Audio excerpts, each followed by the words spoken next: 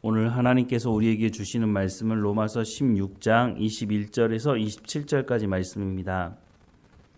로마서 16장 21절에서 27절까지 말씀 우리 함께 읽겠습니다.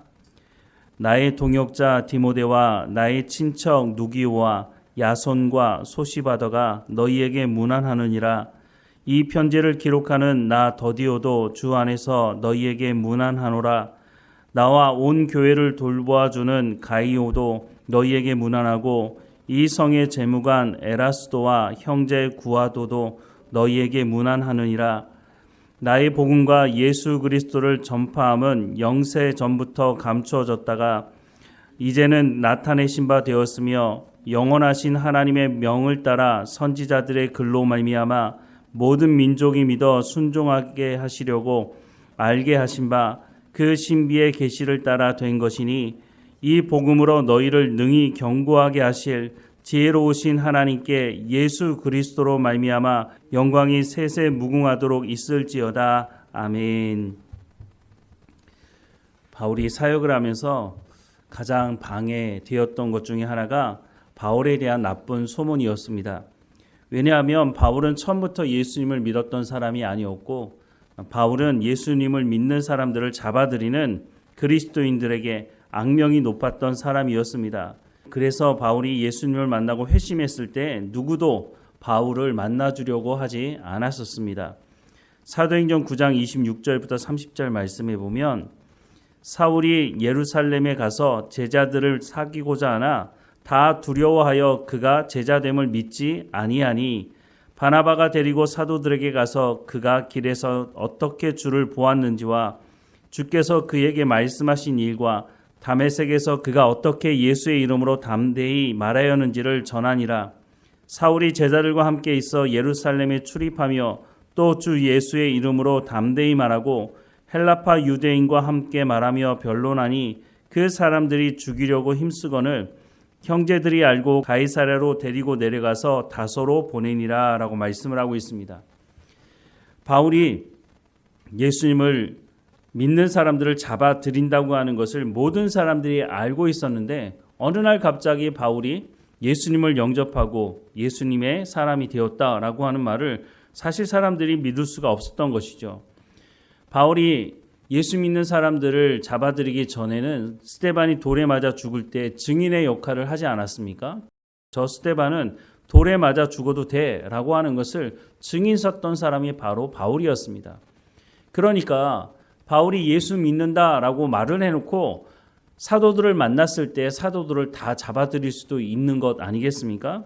이런 의심의 마음이 있었기 때문에 조금 전에 읽었던 사도행전 9장 말씀에도 다 두려워하여 그가 제자됨을 믿지 않았다라고 말씀을 하고 있습니다. 그런데 바나바가 앞장서서 바울이 예수님을 믿게 됐고 예수님에 대해서 증언하고 있다라고 하는 것을 말해 주었고 결국 그래서 제자들을 만날 수 있는 연결다리 역할을 했던 사람이 바나바였습니다. 또 더 나아가서 바나바가 안디옥 교회를 세울 때도 바울을 불러들여서 하나님의 말씀을 함께 가르쳤고 그렇게 하나님의 말씀을 가르치자 안디옥 교회의 성도들이 그리스도인이라고 하는 칭함을 받게 되었다라고 성경은 우리 가운데 말씀해 주고 있다고 하는 것이죠. 바울이 초대교회 또 초대교회 이후 지금까지 교회에 엄청난 영향을 주었다고 하는 것을 누구도 사실 부인할 수가 없는 것이죠. 하나님의 말씀을 이렇게 잘 정리한 사람이 없을 정도로 바울은 하나님의 말씀을 잘 정리해서 오늘 우리에게 말씀을 해주고 있습니다. 하지만 바울이 말씀을 전하는 그 당시에는 바울을 공격했던 사람들은 참 많았습니다. 유대주의자들도 바울을 죽이려고 하고 공격했을 뿐만 아니라 교회들도 사실 바울에 대해서 그렇게 긍정적으로 생각하지 않았던 것을 알 수 있습니다. 앞서 말씀을 드린 것처럼 바울에 대해서 오해하는 말이 있었기 때문에 그 오해를 그냥 사실로 인정했던 사람들이 바울에 대해서 좋은 평가를 내리지 않았던 것이죠. 심지어는 바울이 개척한 교회조차도 바울에 대해서 부정적인 생각을 가지고 있었던 사람들이 있었다는 것입니다. 대표적인 교회가 바로 고린도 교회였습니다. 고린도 교회는 바울이 1년 6개월 동안 머물면서 하나님의 말씀을 가르치고 세운 교회였음에도 불구하고 고린도 교회 성도들 중에는 바울을 사도로 인정하지 않았던 사람들, 그러니까 바울을 사도로 인정하지 않았다고 하는 것은 바울이 전하는 하나님의 말씀을 믿지 않고 인정할 수 없었다고 말할 수 있는 것이죠.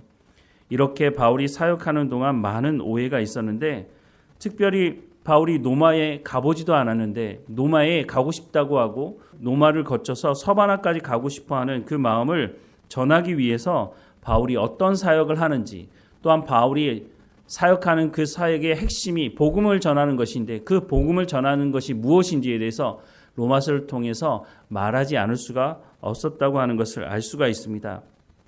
우리가 앞서 봤지만 로마서 16장 앞부분에 보면 이미 노마교회에 바울이 알고 있는 사람들의 이름을 언급하고 있는데, 이렇게 언급하는 중요한 이유는 그 사람들을 통해서 바울이 어떤 사람인지를 사람들이 듣게 할 수 있도록 하기 위한 것으로 보여집니다. 그만큼 바울에 대한 오해가 그 당시 많은 사람들이 가지고 있었고, 그 오해를 풀어야만 바울이 복음을 전하는 이 복음이 하나님께서 주신 말씀이고, 또한 서바나까지 가야 되는 바울의 그 사역을 함께 동참할 수 있도록 이끌기 위해서 바울이 자신에 대한 오해를 풀기 위해서 여러 가지 말씀을 하고 있는 것을 우리가 알 수 있습니다. 이제 로마서를 마쳐가면서 바울은 가장 중요한 것 한 가지를 더 언급을 하고 있는데요. 오늘 본문 25절부터 27절 말씀에 보면, 나의 복음과 예수 그리스도를 전파함은 영세전부터 감추어졌다가 이제는 나타내신 바 되었으며 영원하신 하나님의 명을 따라 선지자들의 글로 말미암아 모든 민족이 믿어 순종하게 하시려고 알게 하신 바 그 신비의 계시를 따라 된 것이니, 이 복음으로 너희를 능히 경고하게 하실 지혜로우신 하나님께 예수 그리스도로 말미암아 영광이 세세 무궁하도록 있을지어다. 아멘이라고 기록을 하고 있습니다. 바울이 로마서를 통해서 기록한 말씀은 복음이 무엇인지를 말씀하고 있는 것 아니겠습니까? 그런데 바울이 마지막 부분에 있어서 이 복음으로 너희를 능히 경고하게 하실이라고 말씀을 하고 있습니다. 바울이 로마서를 통해서 말씀하는 이 복음의 말씀을 통해서 어떻게 된다고요? 그리스도인들이 경고하게 될 것이다 라고 말씀을 하고 있습니다. 그런데 사실 이 말씀은 로마서 시작을 하면서도 말씀을 하고 있는데요. 로마서 1장 11절에서 15절 말씀에 보면, 내가 너희 보기를 간절히 원하는 것은 어떤 신령한 은사를 너희에게 나누어 주어 너희를 경고하게 하려 함이니, 이는 곧 내가 너희 가운데서 너희와 나의 믿음으로 말미암아 피차 아니함을 얻으려 함이라. 형제들아, 내가 여러 번 너희에게 가고자 한 것을 너희가 모르기를 원하지 아니하노니, 이는 너희 중에서도 다른 이방인 중에서와 같이 열매를 맺게 하려 함이로되 지금까지 길이 막혔도다. 헬라인이나 야만인이나 지혜 있는 자나 어리석은 자에게 다 내가 빚진 자라. 그러므로 나는 할 수 있는 대로 노마에 있는 너희에게도 복음 전하기를 원하노라 라고 말씀하고 있습니다. 1장 11절 말씀에 어떤 신령한 은사를 너희에게 나누어 주기 원한다 라고 말하면서 너희를 경고하게 할 것이다 라고 말씀하고 있습니다. 그리고 15절 끝에 너희에게도 복음 전하기를 원하노라 라고 말씀하고 있습니다. 이 말씀을 연결해 보자면 너희를 경고하게 할 수 있는 것은 무엇이라고 말하고 있습니까? 바로 복음이다 라고 말씀하고 있고, 신령한 은사가 바로 복음을 전하는 것, 너희가 복음을 알고 다른 사람들에게 복음을 가르칠 수 있는 그것이 바로 신령한 은사다 라고 말씀을 하고 있습니다. 즉 다시 말씀을 드리자면, 우리가 복음을 제대로 알 때 우리의 믿음의 삶이, 우리의 신앙의 삶이 견고해질 수 있다라고 말씀을 해주고 있는 것입니다. 오늘 이 시대도 수많은 목회자들이 로마서를 가지고 설교합니다. 로마서만큼 복음이 무엇인지 제대로 잘 정리한 말씀이 없습니다. 복음을 제대로 알아야 우리가 견고해질 수 있다고 하는 말씀, 이 말씀을 우리 마음 깊이 새겨야 합니다. 그러면 로마서를 통해서 말씀하는 복음이 무엇인지를 우리가 알아야 되지 않겠습니까? 그래서 많은 목회자들이 이 로마서를 가지고 설교하고 가르치는 것이죠. 저도 여러 사람들이 로마서를 가지고 설교하고 가르치는 것을 들어보기도 하고 로마서와 관련된 서적도 보기도 했는데, 로마서가 도대체 무슨 말을 하고 있는지를 정확하게 말하는 사람들이 거의 없다고 하는 것입니다. 그래서 저도 이 성경을 더 연구해야겠다라고 해서 에스라 성경대학원에 가서 공부를 더 하게 됐고 그곳에서 로마서를 더 깊이 연구하고 배우게 되었습니다. 그래서 로마서에 대해서 여러분들에게 말씀을 드리는 것이고 이 로마서에 대해서 말씀을 드린 것은 제가 보기에는 기본적인 것입니다. 이 기본적인 것을 여러분이 잘 듣고 여러분 것으로 만들고 여러분의 삶에 적용할 때에 제가 말씀을 드린 것보다 더 넓고 더 깊고 더 높은 말씀을 깨닫고 여러분들의 삶 가운데 적용하고 그래서 여러분의 삶이 경고의 질이라고 생각을 합니다. 저도 더 연구하고 더 말씀을 묵상하면서 다음에 또 로마서 말씀을 여러분들에게 전할 기회가 있다면 지금까지 여러분들에게 말씀을 드렸던 것보다 조금 더 넓고 조금 더 깊어지는 말씀이 되지 않을까 싶은 생각을 하게 됩니다. 기본적으로 로마서가 어떤 말씀을 하고 있는지를 우리가 로마서 말씀을 읽음으로 또한 여러분들에게 전했던 그 말씀을 들음으로 우리가 더 깊이 알게 되리라고 생각을 합니다. 로마서 말씀을 마치니까 로마서는 덮어버려야겠다 이렇게 생각하지 마시고 로마서 말씀을 다시 한번 묵상하시고 또 묵상하다가 잘 모르겠다 싶은 생각이 있으면 주일 오후에 가르쳐드렸던 로마서 알아가기를 여러분 다시 들으시고 또 그것도 잘 모르겠다 그러면 새벽에 전했던 그 말씀들을 다시 한번 들으면서 이 말씀이 그런 의미였구나 라고 하는 것을 알 뿐만 아니라 그것을 여러분의 삶에 적용할 때 성령께서 더 많은 것들을 여러분들에게 가르치시고 더 많은 은혜를 베풀어 주시리라고 생각합니다. 분명히 로마서를 마치면서 뭐라고 말씀합니까? 이 복음으로 너희를 능히 경고하게 하실 것이다 라고 분명히 말씀하고 있지 않습니까? 이것은 하나님의 말씀입니다. 하나님의 복음, 하나님의 말씀을 우리가 제대로 깨닫고 우리의 삶에 적용할 때 어떻게 된다고요? 우리의 삶이 견고해진다고 말씀을 하고 있습니다. 1년, 10년, 평생을 신앙생활 했음에도 불구하고 작은 시험에도 흔들리고 있다면 우리가 복음에 대해서 제대로 알지 못하고 있기 때문인 것입니다. 우리가 어디로부터 구원을 받았는지, 구원받은 우리가 어떤 존재인지 말해주는 로마서 말씀을 통해서 우리가 견고한 삶을 살아가기를 간절히 원합니다. 로마서 8장 후반부에 뭐라고 말씀하고 있습니까?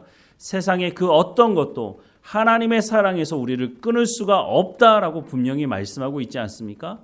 그 모든 말씀을 우리 마음 가운데 깊이 새기고 우리의 삶이 하나님 앞에서 견고한 믿음의 삶이 되기를 주님의 이름으로 간절히 축원합니다. 기도하겠습니다. 사랑하는 하나님, 바울을 통해서 우리 가운데 로마서 말씀을 보게 하셔서 감사합니다. 복음이 무엇인지 우리가 제대로 알 수 있도록 로마서 말씀을 오늘 우리가 들을 수 있도록 이 로마서 말씀을 통해서 복음이 무엇인지를 알게 하시니 하나님 이 말씀을 통해서 오늘 말씀하신 것과 같이 우리가 복음으로 견고한 삶을 살아갈 수 있도록 하나님 은혜를 허락해 주옵소서. 우리가 복음을 제대로 알 뿐만 아니라 복음을 증거하는 삶을 살아가라고 말씀하시니 우리가 우리의 삶에 열매가 있게 하시고 또한 복음을 모르는 사람들에게 복음을 담대하게 전하는 우리의 삶이 될 수 있도록 우리가 전하는 그 복음의 말씀을 통해서 복음을 알지 못하는 사람들, 예수님을 알지 못하는 사람들이 예수님을 알고 예수님을 영접하고 그들도 복음이 무엇인지를 제대로 알고 그래서 그들도 견고하게 주님 앞에서 살아갈 수 있도록 은혜를 허락해 주옵소서. 우리를 먼저 부르셨으니 우리가 이 말씀에 먼저 하나님의 마음을 알게 하시고 이 복음을 제대로 알게 하셔서 우리가 그들에게 복음을 증거하는 삶을 살아갈 수 있도록 복음의 통로가 되어지도록 하나님 은혜를 허락해 주옵소서. 오늘도 어느 곳에 있든지 하나님과 동행하며 성령의 열매를 맺어갈 수 있도록 오늘 우리 가운데 성령의 충만함을 허락해 주시고 세상이 줄 수 없는 평안함을 누리며 살아갈 수 있도록 은혜를 허락해 주옵소서. 우리의 몸의 연약함도 하나님께 고백하오니 불쌍히 여겨주시고 우리의 모든 치료의 과정 가운데도 하나님의 은혜가 있는 것을 경험할 수 있도록 은혜를 허락해 주옵소서. 날마다 우리와 함께 하시는 하나님께 감사하고 예수 그리스도의 이름으로 기도드립니다. 아멘.